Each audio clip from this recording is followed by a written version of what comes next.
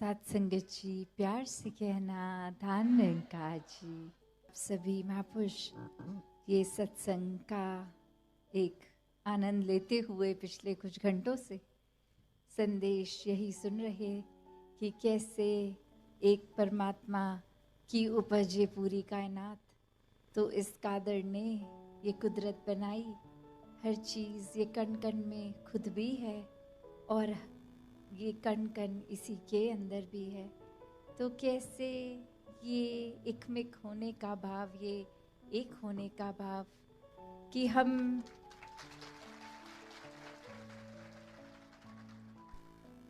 जब इस एक परमात्मा की ओट ले लेते हैं तो वाकई ही ये जीवन बहुत ही सुकूनमय हो जाता है। ये जीवन बहुत ही फिर चैन से, एक सहजता से, स्थिरता से, एक बहुत ही स्वाभाविक रूप में एक आराम से निकल जाता है, क्योंकि ये परमात्मा का एहसास जब हर पल में आ गया तो भक्ति में जीवन हो गया। हर पल में फिर ये वही बात जो युगों युगों से संतों ने समझाया है कि उम्र के किस भी पड़ाव में हो, जब इस ब्रह्म ज्ञान द्वारा इस निराकार को, इस परमात्मा को देख लेते हैं तो हर समय की प्राप्ति इसकी हो जाती है। हर समय की भक्ति ये भक्त करते हुए अपने सब कार्यों को निभा लेते हैं। तो कैसे ये परमात्मा के बारे में जब कोई सुनते हैं तो कोई अपने अपने अनुमान लगाता है कि परमात्मा तो यहाँ है, पर ऐसी कोई भी जगह नहीं है जहाँ ये है नहीं, इसकी मौजूदगी है नहीं। तो किस तरह फिर ये अनुमान वाला जीवन नहीं, ये हर समय जो अंग संग पहले से ही है, इसको देखकर फिर ये ऐसा कोई पल नहीं होता जो हम महसूस करते हैं कि कोई दूरी है इस परमात्मा और हमसे। ये फिर आंखों के जो पलके हैं इससे भी नज़दीक है ये परमात्मा। एक समय कोई भी ऐसी कोई चीज़ नहीं है जिसकी हम अगर नज़दीक से नज़दीक भी सोचें तो ये परमात्मा तो उससे भी ज़्यादा नज़दीक है।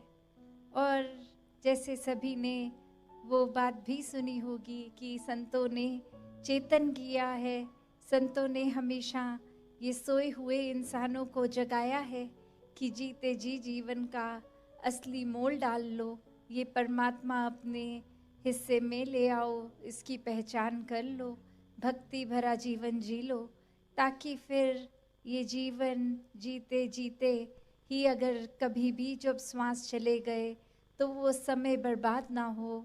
जितना भी श्वास से बीत गई तो उसकी कोई बात नहीं, पर जितनी रह गई हैं वो तो इस परमात्मा को देखकर इसके एहसास में जिया जा सकता है। और ये परमात्मा तो कोई कॉम्प्लिकेटेड चीज़ है नहीं, ये तो सबसे ज़्यादा सरल है, सबसे ज़्यादा सहज है, बस बात इसको पहचानने की ही है। तो संतों ने भी यही कहा, मोको कहाँ ढूंढे रे बंदे, मैं तो तेरे पास में, ना तीरथ में, ना मूरत में, ना एकांत निवास में, ना मस्जिद में, ना मंदिर में, ना काशी कैलाश में। तो कैसे ये जो भाव है कि मंदिर मस्जिद में भी नहीं, एक कितनी तीर्थ स्थानों पे भी नहीं, तो बात ये नहीं कि वो वहाँ पे नहीं है परमात्मा, क्योंकि परमात्मा हर जगह है, तो वहाँ भी जाहिर सी बात है कि है। पर इंसानों की फितरत ऐसी हो गई है कि ये अंग संग बसे परमात्मा को पहचानने में ही देर लगाते हैं, इस ब्रह्म ज्ञान से नहीं जुड़ते। तो लगता है कि परमात्मा का कोई निर्धारित स्थान बन गया है कि परमात्मा मिलेगा तो वहीं जाकर मिलेगा।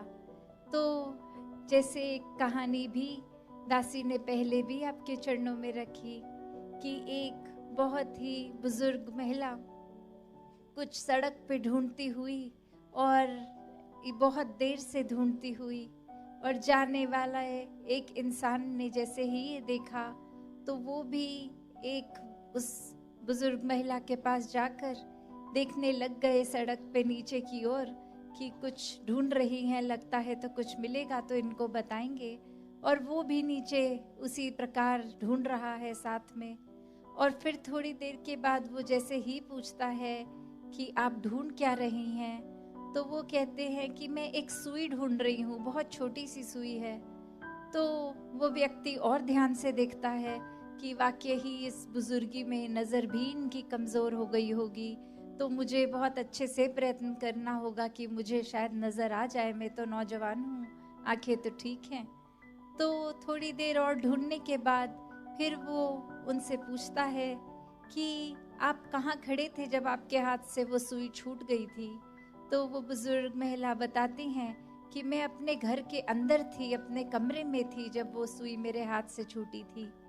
तो फिर वो इंसान हैरान भी और थोड़ा गुस्से में भी कि इतने समय से फिर आप बाहर क्यों घर के उस सुई को ढूंढ रहे हैं, जबकि वो गिरा अंदर है, आप बाहर सड़क पे ढूंढ रहे हैं।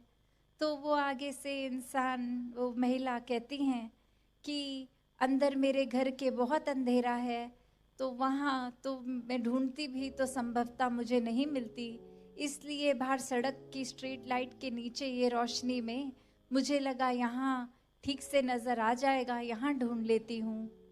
तो बात क्या कि वस्तु कहीं ढूंढत कहीं, कि कहाँ जाना है इस परमात्मा की पहचान करने। तो वो संतों के संग से ही ये ब्रह्म ज्ञान की प्रेरणा भी युगों युगों से मिली है। तो ये डायरेक्शन कि ये ब्रह्म ज्ञान कहाँ से मिलना है, निराकार का पता कहाँ से चलना है और कहाँ ढूंढ रहे हैं सभी।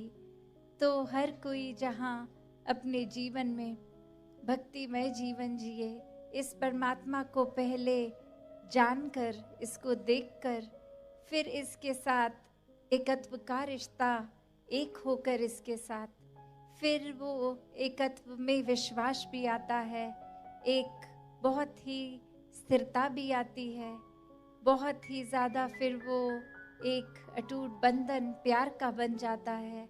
और फिर भक्ति जब प्यार से शुरू होती है तो वाकई ही वो प्रेमा भक्ति होती है। वो किसी इच्छा, किसी लालसा के ऊपर नहीं, वो तो सिर्फ प्यार में डूबकर हर कोई अपने दिल में इस परमात्मा को बिठा के करता है। तो ऐसे ही भक्ति हर किसी के हिस्से आए, दातार कृपा करे। सत्संगत जी, धन निरंकार जी।